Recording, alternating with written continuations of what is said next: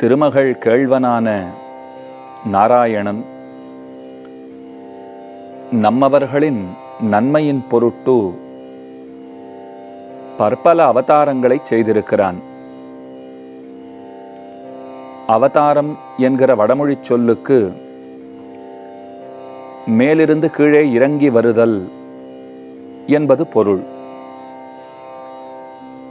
மேலான வைகுண்டத்திலிருந்து நமக்காக அவர் இறங்கி வருகிறார். தன்னுடைய மேன்மை குணங்களையெல்லாம் பெரிதாக பாராட்டிக் கொள்ளாமல்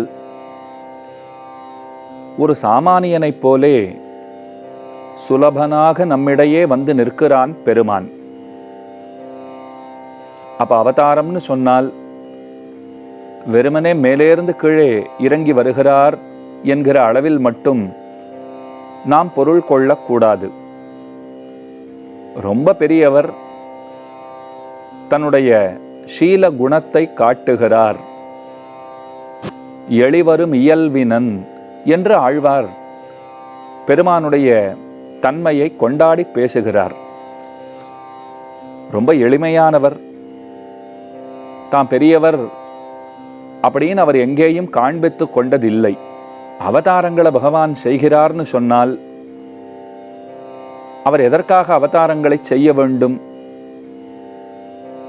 அவதரித்துத்தான் சாதிக்க வேண்டியதுன்னு ஏதாவது இருக்கிறதா? அவருக்கு அவாப்த சமஸ்த காமன் என்னொரு திருநாமம் உண்டு. எல்லா ஆசைகளும் நிறைவேற பெற்றவர் அப்படின்னு அவரை கொண்டாடுகிறார்கள். அப்ப என்னத்துக்காக வைகுண்டத்தை விட்டிட்டு அவர் இங்கே வர வேண்டும்? விடை ரொம்ப சுலபமானதுதான். நம்மவர்களை பெற வேண்டும்ங்கிற பாரிப்பினாலேயே பெருமான் பிறக்கிறான். கீதையிலே அனைவரும் அறிந்திருக்கிற ஸ்லோகம், பரித்ராணாய சாதூனாம் விநாசாய ச துஷ்கிருதாம் தர்ம சம்ஸ்தாபனார்த்தாய சம்பவாமி யுகே யுகே. 3 காரணங்களுக்காக யுகந்தோறும் பிறப்பதாக பகவான் சொல்லுகிறான். சாதுக்களை ரட்சித்தல் அதுதான் முதற்காரணம், முக்கிய காரணம். தீயவர்களை ஒடுக்குதல் அது இரண்டாவதாக சொன்னான். மேலே தர்மத்தை நிலைநாட்டுவதற்காக பிறக்கிறேன் அப்படின்னும் சொல்லி இருக்கிறான். தர்ம சப்தத்திற்கு பல பல அர்த்தங்கள் உண்டு.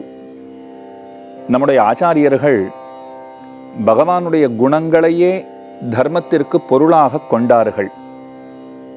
அப்படின்னா தன்னுடைய குணங்களை இந்த உலகத்திலே நடையாட விடுவதற்காக, பிரகாசப்படுத்துவதற்காக பகவான் அவதரிக்கிறான்ங்கிறது பொருள். அப்ப சுலபமா புரிஞ்சு போச்சு.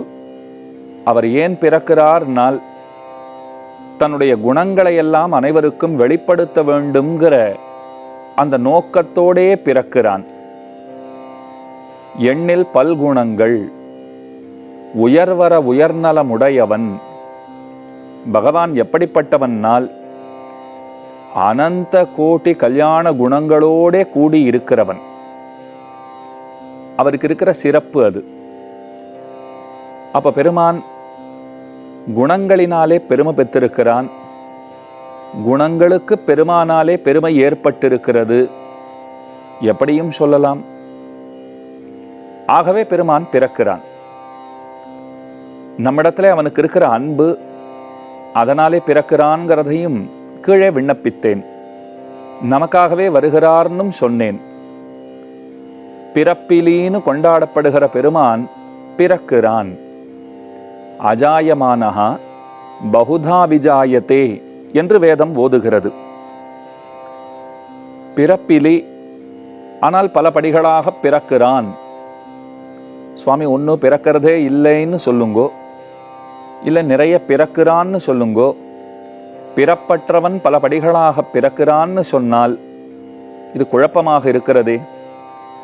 ஏற்கனவே குழம்பி போயிருக்கிறவர்கள் நாங்கள். இதில் புது குழப்பம் இதுவேரா அப்படின்னு நீங்கள் கேட்கக்கூடும். நம்ம போலே கர்மவசத்தாலே அவர் பிறப்பதில்லை. அவருடைய கிருபையினாலே அவர் பிறக்கிறார். சுலபமாக புரிஞ்சுக்கலாம். நாமெல்லாம் பிறந்திருப்பது முன்னை பழவினை, அதனால்தான் நாம் பிறந்திருக்கிறோம். நாம் பிறந்திருப்பதற்கு நம்முடைய கர்மங்களே காரணம். அவர் பிறப்பதற்கு கர்மங்கள் ஏதும் காரணமாகா. அவர் கருணையினாலே பிறக்கிறார். இச்சாகிருஹீதோபிமதோரு தேகா. ஸ்ரீ விஷ்ணு புராணம் ரொம்ப ஆச்சரியமாக கொண்டாடுகிறது. தம்முடைய இச்சையினாலே அவர் வடிவங்களை எடுத்துக்கொள்கிறார் அப்படின்னு போற்றுகிறது. நம்முடைய பிறப்பை நாம தீர்மானிக்க முடியாது, இறப்பையும் தீர்மானிக்க முடியாது. ஆனால் பகவானுடைய பிறப்பை அவரே தீர்மானிக்கிறார். அவதாரத்தை எப்ப முடித்து கொண்டு திரும்பவும் வைகுண்டம் போகணுங்கிறதையும் அவரே தீர்மானிக்கிறார். அதனால தான் நிலைவரம்பில பல பிறப்பாய் ஒளிவரு முழு நலம், பற்பல அவதாரங்களை செய்கிறார். பிறந்தே பெருமேன்மை அடைகிறான் பெருமான், பிறந்தே ஒளிவிடுகிறான் பெருமான் என்று ஆழ்வார் பாடுகிறார். சவு ஸ்ரேயான் பவதி ஜாயமானஹா என்று வேதமும் சொல்லுகிறது. இப்போ நாம் எல்லாம் பிறந்து ஒளி குன்றி போகிறோம். ஆனால் பகவான் பிறக்கிறான், இன்னமும் ஒளி வீசி அவனுடைய தேஜஸானது எல்லா புறத்திலும் பரவி நிற்கிறதாம். அப்போ பிறந்தே பெருமான் ஒளியை அடைந்தவனாக ஆகிறான், பெருமையை அடைந்தவனாக ஆகிறான். அதனால தான் அவருக்கு பிறப்பதிலே அத்தனை ஊற்றம். பல அவதாரங்களை பகவான் செய்திருக்கிறார். அந்த அவதாரங்களுக்குள்ளே ஸ்ரீராமாவதாரம்ங்கிறது மிக முக்கியமான அவதாரம்ங்கிறதை நாம் அனைவரும் அறிந்திருக்கிறோம். மரியாதா புருஷோத்தமன் அப்படின்னு ராமன் கொண்டாடப்படுகிறான். கண்ணனுக்கு லீலா புருஷோத்தமன்னு பெயர், ராமனுக்கு மரியாதா புருஷோத்தமன். ஒரு மனிதன் எப்படி வாழ வேண்டுமோ அப்படி வாழ்ந்தவன் ராமன். இன்றைக்கும் நம்முடைய பாரத தேசத்திலே நாம் எந்த ஊருக்கு போனாலும் சரி, அங்கே நிச்சயமாக ராமனுக்குன்னு ஒரு சந்நிதி இருக்கும்.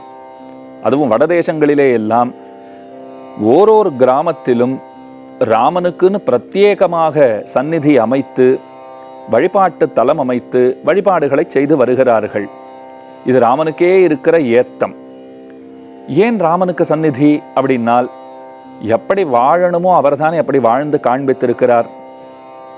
அவரை போல நாமும் வாழ வேண்டும். அதற்கு அவருடைய அருள்ங்கிறது ரொம்ப ரொம்ப முக்கியம். துளசிதாசர் ரொம்ப அழகா சொல்றார், சத்சங்கம்ங்கிறது ரொம்ப தேவை. இப்போ கூட பாருங்க, இந்த ஸ்ரீராமாவதார வைபவம், ஸ்ரீ சங்கரா தொலைக்காட்சி ராமனுடைய பெருமைகளை ஓரொருத்தருடைய இல்லத்திலும் ஓரொருத்தருடைய உள்ளத்திலும் கொண்டு சேர்க்க வேண்டும்ங்கிறதுக்காகத்தான் இந்த சீரிய நிகழ்ச்சியை ஏற்பாடு செய்திருக்கிறார்கள். இதை கேட்கறதுக்குன்னு நீங்கள் எழுந்து வெளியில போய் எங்கோ ஒரு இடத்துல அமர வேண்டும்ங்கிற நிர்பந்தம் இல்லை, நல்லா குளிச்சுட்டு வரணுங்கிற நிர்பந்தம் இல்லை, அலங்கரித்து கொண்டு வர வேண்டும்ங்கிற நிர்பந்தம் இல்லை. வீட்டில் இருந்தபடியே சுலபமா ராமனை பத்தி தெரிஞ்சு கொள்கிறீர்களோ இல்லையோ. அப்ப பக்திங்கிறது எத்தனை அத்தியாவசாயம்ங்கிறது, அதாவது எத்தனை நமக்கு முக்கியமானதுங்கிறது நமக்கு புரிகிறது. அது ரொம்ப தேவையானது. அந்த பக்திங்கிறது எப்போது நமக்கு வாய்க்கும் அப்படின்னால், சத்சங்கம்ங்கிறது ரொம்ப முக்கியம். நல்லோர்களோட எப்போதும் நாம் சேர்ந்திருக்க வேண்டும், நற்கூட்டத்து இருக்க வேண்டும், அது முக்கியம். ஏன்னா சத்சங்கம்ங்கிறது கிடைச்சாதான் மேலே ஹரியனுடைய கதைகளை கேட்பதற்கே வாய்ப்பு ஏற்படும். ஹரியனுடைய கதைகளை கேட்க கேட்கத்தான் மோகம்ங்கிறது நம்ம விட்டு போகும். துளசிதாசர் ஒன்றுன்னா எவ்வளோ அழகாக சொல்கிறார் பாருங்க. முதல்ல சத்சங்கம் முக்கியம், நீ விட்டுடாதே, நல்லோர்களோட எப்போதும் கூடியிரு அப்படிங்கிறார். அதற்கு அடுத்தது அப்படி இருந்தால் தான் ஹரியனுடைய கதைகளை கேட்க முடியும் அப்படின்னு சொல்றார். ஹரியனுடைய கதையை கேட்க கேட்கத்தான் மோகம் தொலையும்ங்கிறார். மோகம் தொலைஞ்சா என்ன ஆகும்? ராமனுடைய திருவடியிணை தாமரைகளிலே எப்போதும் பக்தி இருக்கும். நிலை நின்ற பக்திங்கிறது இருக்கு பாருங்க, அப்பத்தான் அது நமக்கு கை கூடும் அப்படின்னு சொல்லுகிறார். அப்ப பகவான் நமக்காக பிறக்கிறான், அதை தெரிந்து கொண்டோம். அவரை ஏன் வணங்கி வழிபட வேண்டும் ராமனை அப்படின்னு கேட்டால், அவர் தானே எப்படி வாழணுங்கிறத வாழ்ந்து காண்பித்தவரா இருக்கார், அது ஒரு காரணம். அந்த மாதிரி நம்மாலே வாழ்ந்து விட முடியுமானால் அது ரொம்ப கடினமானது. அப்பா கூப்பிட்டு நாளைக்கிலேருந்து நீதான் ராஜான்னார். சரின்னார் ராமன். அடுத்த நாள் கூப்பிட்டார், நீ காட்டுக்கு போன்னுட்டார். சரின்னார் ராமன். நம்மளால் அது முடியுமா? நிச்சயமா முடியாதே. அப்ப அந்த மாதிரி ஒருத்தர் வாழ்ந்திருக்கிறார். அவரை வணங்குவதே பேருன்னு தானே வணங்குகிறோம். அவரை போலே வாழ்வதற்கு நாம் ஆசை கொள்ள வேண்டும். அது நாம முயற்சி பண்ணி வாழ்ந்து விட முடியுமானால் முடியாது. அதுவும் அவனது இன்னருளேன்னு அவர் அருளை நம்பால் நிச்சயமாக பொழிந்திட வேண்டும். அப்பதான் அது சாத்தியம். அதனால தான் எங்கும் ராமன் கொண்டாடப்படுகிறான். இதிஹாச சிரேஷ்டம் என்று ஸ்ரீராமாயணம் கொண்டாடப்படுகிறது. நம்முடைய பாரத தேசத்திலே இதிஹாச புராணங்களுக்கு அதிக மதிப்பு. அது என்ன இதிஹாசம் அப்படின்னால், இப்படி இப்படி நடந்தது என்று எதொன்று நமக்கு எடுத்து சொல்லுமோ அதற்கு இதிஹாசம் என்று பெயர். புராணம்னா என்ன? ரொம்ப முன்ன நடந்தது தான், ஆனால் கேட்கும்போது இப்போ நடக்கிறா போலே இருக்கிறது பாருங்கள், அதற்கு புராணம்னு பெயர். புராணங்கள் நிறைய உண்டு, ஆனால் இதிஹாசங்கள்னா ரெண்டு தானே. ஒன்று ஸ்ரீராமாயணம், மற்றொன்று மகாபாரதம். இந்த ரெண்டினுள்ளும் ஸ்ரீராமாயணத்துக்குத்தான் பெருமை அப்படின்னு நம்மவர்கள் கொண்டாடுகிறார்கள். ஸ்ரீ வைஷ்ணவ சமயாச்சாரியர்கள் ஸ்ரீராமாயணத்தை கையிலே கொள்ளாமல் அவர்களுக்கு எதையும் வியாக்கியானிப்பதென்பதே தெரியாது. உரைநூல்கள் எல்லாம் அவர்கள் சமைத்தார்கள் அப்படின்னால் ஸ்ரீராமாயணத்தை தொட்டுண்டே தான் அந்த கிரந்தத்தை அவர்கள் எழுதுவார்கள். ஸ்ரீ வைஷ்ணவ ஆச்சாரியர்களாலே ரொம்ப அதிகமாக கையாளப்பட்டிருக்கிற பிரமாணங்கள், சான்றுகள் ஸ்ரீராமாயணத்திலிருந்து தான் எடுக்கப்பட்டிருக்கின்றன. அதற்கு பிற்பாடுதான் ஸ்ரீ விஷ்ணு புராணம், அதற்கு பிற்பாடுதான் பகவத்கீதை. அப்ப ராமாயணத்துல அத்தனை ஊறி திளைத்தவர்கள் அப்படின்னு நம்முடைய ஆச்சாரியர்களை சொல்லலாம். பெரியவாச்சான் பிள்ளைங்கிற மகனீயர் வியாக்கியான சக்கரவர்த்தின்னு கொண்டாடப்படுகிறார். ஸ்ரீராமாயணத்திலே முக்கியமான ஸ்லோகங்களை எல்லாம் எடுத்து ரொம்ப ஆச்சரியமாக ரசகனமாக அவர் உரை இயற்றி இருக்கிறார். அவரை பற்றி ரொம்ப பிரசித்தமாக ஒன்று சொல்லுவார்கள். என்னன்னா, நல்ல கருப்பஞ்சாறு மொத்தமாக கரும்பிலேருந்து பிழிஞ்சு எடுத்தாச்சு. அதை சக்கை அப்படி தூக்கி போடுறா பாருங்கோ, அதுக்கு மேலே எறும்புக்கு அங்கே வேலையே கிடையாது. ஏன்னா மொத்த சாற்றையும் பிழிந்து எடுத்தாச்சு. அப்போ எறும்புக்கு ஏதாவது வேலை இருக்கா? அதுக்கு ஏதாவது கிடைக்குமா? நிச்சயம் கிடைக்காது இல்லையோ. அந்த மாதிரி பெரியவாச்சான் பிள்ளை ஸ்ரீராமாயணத்தை மொத்தமாக பிழிஞ்சுட்டார். அதுக்கு மேலே ஸ்ரீராமாயணத்தை ஆராய்ச்சி பண்ணுற வேலையை அவர் யாருக்குமே கொடுக்கல. மற்ற எறும்புகளுக்கு வேலையே இல்லைன்னு அர்த்தம். மொத்த சாற்றையும் அவர் பிழிந்து கொடுத்திருக்கிறார் அப்படின்னு அவருக்கு ஏத்தம். இதை எதற்காக சொன்னேன்னால், ஸ்ரீ வைஷ்ணவ சமயாச்சாரியர்களுக்கு ஸ்ரீராமாயணத்தில் தான் எப்போதும் பொழுதுபோக்கு. அதை தவிர வேறு எதுவுமே அவர்களுக்கு தெரியாது. பெரியவாச்சான் பிள்ளை சொல்லுகிறார், ஸ்ரீராமாயணம்ங்கிறது சரணாகதி சாஸ்திரம்ங்கிறார். வேதாந்த தேசிகன் என்கிற ஆச்சாரியர் ஸ்ரீராமாயணம் அது சரணாகதி வேதம்ங்கிறார். இப்போ இதிகாசங்கள் ரெண்டுன்னு பார்த்தோம். ஏன் மகாபாரதத்துக்கு அத்தனை பெருமை இல்லையா சுவாமி? இப்போ ஸ்ரீராமாயணத்தை பற்றி நிகழ்ச்சி நடத்துறதுனாலே என்னமோ கொஞ்சம் தூக்கலாக ராமாயணத்தை பற்றி சொல்கிற மாதிரி இருக்கு. மகாபாரதமும் சிறந்தது தானே, யாரும் மறுக்கவில்லை. இப்போது பாரதா பஞ்சமோ வேதகான்னு சொல்லுவார்கள். 5வது வேதம்னு பாரதம் கொண்டாடப்படுகிறது. ஆனாலும் ஸ்ரீராமாயணம் தான் சிறந்தது. என்ன சுவாமி, திரும்பவும் ஆரம்பித்த இடத்திற்கே வந்து விட்டீரே. எதனாலே ஸ்ரீராமாயணம் சிறந்ததுன்னா, இதை இப்போ நாம சொல்லணுங்கிற அவசியமே கிடையாது. இப்போ இப்படி சொன்னால் உங்களுக்கு புரிஞ்சு போயிடும். ஸ்ரீராமாயணத்தை இயற்றியவர் வால்மீகி பகவான், வால்மீகி அப்படின்னு அவர் கொண்டாடப்படுகிறார். மகாபாரதத்தை நமக்கு தந்தவர் வேதவியாசர் அப்படின்னு அவரை கொண்டாடுகிறோம். அந்த வேதவியாசராலே அருளி செய்யப்பட்ட மகோன்னதமான கிரந்தம் ஸ்ரீ மகாபாரதம். மறுப்பார் இல்லை, ரொம்ப உயர்ந்த கிரந்தம். வால்மீகி என்பவர் யார்? ராமனிடத்திலே பக்தியுடையவர். அவர் ராமாயணத்தை இயற்றினார். இங்கே தான் நீங்கள் கவனமாக கேட்க வேண்டும். வியாசர் என்பவர் யார்னா, வியாசர் சாட்சாத்து நாராயணனுடைய அவதாரமாக குலாவப்படுகிறவர். வேதவியாசோ பகவான் ரிஷின்னு சொல்லுகிறோம். வியாசாய விஷ்ணு ரூபாய வியாசரூபாய விஷ்ணவேன்னு கொண்டாடுகிறோம். நன்னா கேட்டுக்கோங்கோ. வால்மீகி ராமனிடத்திலே பக்தி பூண்ட ஒரு பக்தர். அவர் ராமாயணத்தை இயற்றி இருக்கிறார். வேதவியாசர் சாட்சாத்து நாராயணனுடைய அவதாரமாகவே கொண்டாடப்படுகிறவர். அவர் மகாபாரதம் இயற்றி இருக்கிறார். அப்படி இருந்தும் கூட ஒரு பக்தர் இயற்றிய ஸ்ரீராமாயணத்துக்குத்தான் பெருமை.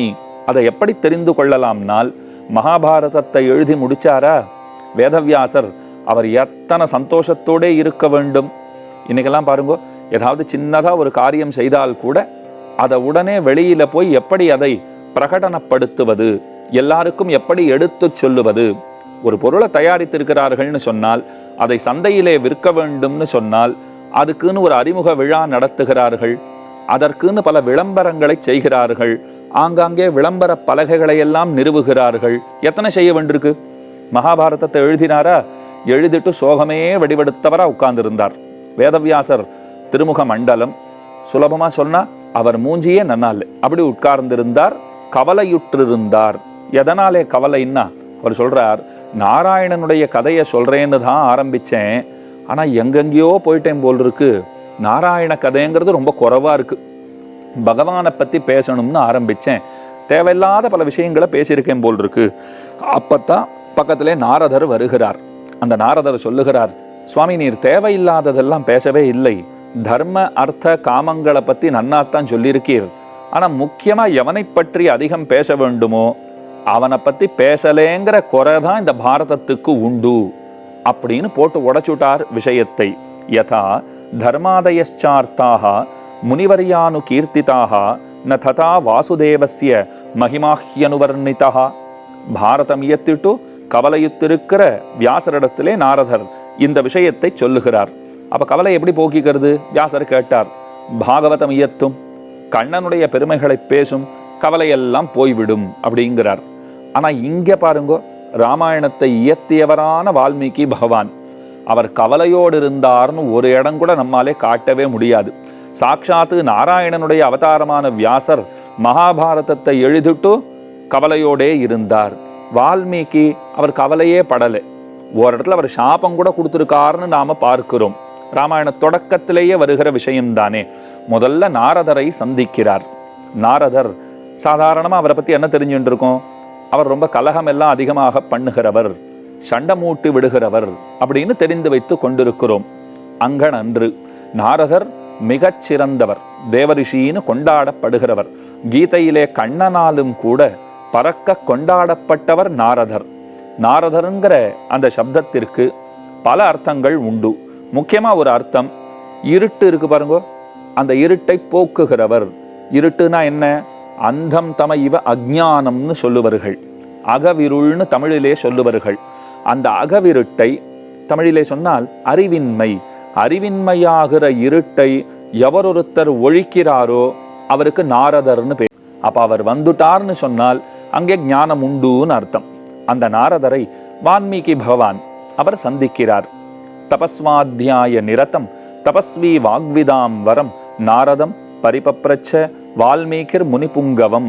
ஸ்ரீராமாயணத்தில் முதல் ஸ்லோகம் தபஸ்வாத்தியாய நிரதம்னு ஆரம்பிக்கிறது.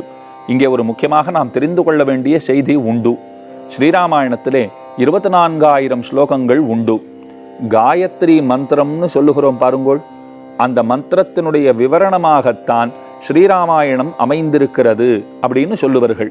ஓரோர் எழுத்துக்கு கிட்டத்தட்ட 1000 ஸ்லோகங்கள், ஒரு எழுத்தை விவரிப்பதற்கு 1000 ஸ்லோகங்கள், அப்படி கணக்கு போட்டு 24,000 ஸ்லோகங்கள் ஸ்ரீராமாயணத்திலே உண்டு. இப்போ காயத்ரி மந்திரம் முதல்ல வியாகிருதிகளை சொல்கிறோம், பூர்புவஸ்வஹான்னு சொல்லியாச்சுன்னால் அதற்கடுத்தது தத்துன்னு ஆரம்பிக்கிறதா, அந்த தாங்கிறது தானே முதல் எழுத்தாக இருக்கிறது. அதைத்தான் இங்கேயும் அமைத்தார்.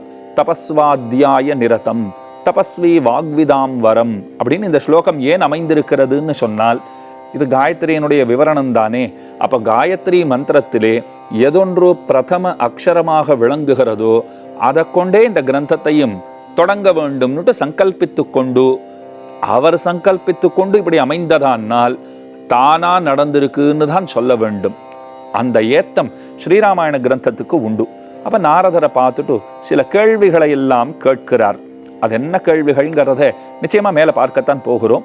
அந்த கேள்விகளுக்கு நாரதர் பதில் சொல்லுகிறார். அதற்கு பிற்பாடு அனுஷ்டானத்தை பண்றதுக்காக கங்கைக்கு அருகில் தமசா நதிக்கரைக்கு போகிறார். போன இடத்துல ஒரு காட்சியை கண்டார். கிரௌஞ்ச பட்சிகள் அப்படின்னு சொல்லுகிறோமா, அந்த பறவைகள் அன்றில் பறவைகள்னு சொல்லுவார்கள். பேரே எவ்வளோ அழகா இருக்கு பாருங்க. அது இணைய பிரியவே பிரியாதாம், பிரிஞ்சு வாழகில்லாது அன்றில் பறவை, இது இல்லாமல் அது இராது அப்படிங்கிறதுனால அந்த பெயர் போலும். அந்த பறவைகளிலே 2 பறவைகள், ஆண் பறவை ஒன்று, பெண் பறவை ஒன்று. அதை அவர் வேடிக்கை பார்த்துட்டு இருக்கார். யாரோ ஒரு வேடன் எங்கிருந்தோ வந்தவன் ஆண் பறவையை அடித்து விட்டான். அது துடி துடித்து கீழே விழுந்தது. பெண் பறவை பாவம் கலக்கமுற்றது. அதை பார்த்துட்டு வால்மீகிக்கு கோபம் வந்துடுத்து. 2 பறவைகளும் அதுகள் பாட்டுக்கு விளையாடி கொண்டிருந்தன. அன்பினாலே ஒருத்தருக்கொருத்தர் வசப்பட்டவர்களாய் அவைகள் விளையாடி கொண்டிருந்தன. இப்படி அநியாயமா அந்த ஆண் பறவையை கொன்று விட்டானே, கோபம் வந்தது. வேடனை பார்த்து சபிச்சுட்டார். மானிஷாத பிரதிஷ்டாம் துவம் அகம சாஸ்வதி சமாக யத் கிரௌஞ்ச மிதுனாதேகம் அவதீஹி காமமோகிதம். ரொம்ப ஆச்சரியமான ஸ்லோகம். நிஷாதனே, வேடனே, நீ தவறு செய்தாய், இந்த மாதிரி அடித்து விட்டாயே, பறவையை அடித்து விட்டாயே, இணை சேர்ந்திருக்கிற பறவைகள்ல ஒரு பறவையை அடித்து விட்டாயே, பெரும் தவறு செய்தாய். அதனாலே நீ மிகவும் சிரமத்திற்கு உள்ளாக போகிறாய், உனக்கு கஷ்டங்கள் ஏற்படுவதாகுக அப்படின்னு சொல்லிட்டார் அவர். நீ நீடித்து பல ஆண்டுகள் வாழ மாட்டாய், சிரமப்படுவாய் அப்படின்னு சாபம் கொடுத்துட்டார். அப்புறம் தான் பார்த்தார், வேடன் அவனுடைய வேலையை செஞ்சிருக்கான், நாம நம்ம வேலையை செய்யலையே, சபிக்கிறதுக்காகவா போனோம், என்னமோ இப்படி கொஞ்சம் மோக வசப்பட்டு இந்த மாதிரி சாபம் கொடுத்து விட்டோமேன்னு எண்ணினார். அப்பத்தான் அவருக்கு தெரிந்தது, நாம் சபிக்கவில்லை, மங்களங்களையே நாமும் வேண்டி இருக்கிறோம்னு தெரிஞ்சுட்டார். சுவாமி இப்பதான் சாபம் கொடுத்ததா சொன்னீர், இப்ப என்னமோ மங்களங்களை சொன்னதாக சொல்லுகிறீரேனால் இந்த ஸ்லோகத்துக்கு இன்னொரு வகையாகவும் பொருள் கொள்ளலாம். மானிஷாத அலர் அகலகில்லேன் இறையுமென்னு அலர்மேல் மங்க உரைமாறுவான்னு ஸ்ரீனிவாச பெருமாள் கொண்டாடப்படுறாரோ இல்லையோ, அவரை தான் அழைக்கிறார். மானிஷாத, நீ 2 பறவைகளிலே, ராவணன் மந்தோதரிங்கிற பறவைகளிலே கொடியவனான ராவணனை அழித்திருக்கிறாய், அதனாலேயே நீ கீர்த்தியுடன் விளங்குவாய், புகழுடன் விளங்குவாய் அப்படிங்கிற பொருளும் கிடைக்கப்படுகிறது. பரவாயில்லையே, வெய்யரோன்னு நினைச்சுட்டு இருந்தோம், அது வாழ்த்தா ஆயிடுத்தே அப்படின்னு நினைச்சுட்டே ஆசிரமத்துக்கு வருகிறார். அங்கதான் அவருக்கு ஒரு இன்ப அதிர்ச்சி காத்திருந்தது. 4முக கடவுள் ஆசிரமத்துக்கு வந்திருக்கார். வால்மீகி நலமானு கேட்கிறார். முதல்ல நாரதருடைய தரிசனம். நாரதர் போய் பிரம்மாவினிடத்திலே சொல்லி இருக்கிறார், இந்த மாதிரி வால்மீகி இருக்கார், சிறந்த பக்தர், பார்க்கறதுக்கு பிரம்மாவே வந்துட்டார். அவர் சொல்றார், நீ ஏதோ சாபம் கொடுத்துதான் நினைச்சுட்டு இருக்க, அப்படி அன்று அந்த ஸ்லோகத்தை வரவழைத்ததே நாம் தான் நுட்டார். இருக்கையை கொடுத்து அவரை உட்காரவும் சொல்லுகிறார் வால்மீகியை. அப்ப வியாசர் பாருங்கோ எழுதிட்டு கவலையா இருந்தார்னு பார்த்தோமா, இங்க பிரம்மாவே வந்து ஆசனம் போட்டு உட்காருன்னு சொல்லுகிறார். இதை கொண்டே எந்த இதிகாசம் சிறந்ததுன்னு நாம் தெரிந்து கொள்ளலாமே. அந்த கிரந்தத்தினுடைய அர்த்த விசேஷங்களை, இதிகாச சிரேஷ்டமான ராமாயணத்தினுடைய அர்த்த விசேஷங்களை இன்னமும் நாம் கேட்டு மகிழ்வோமாக.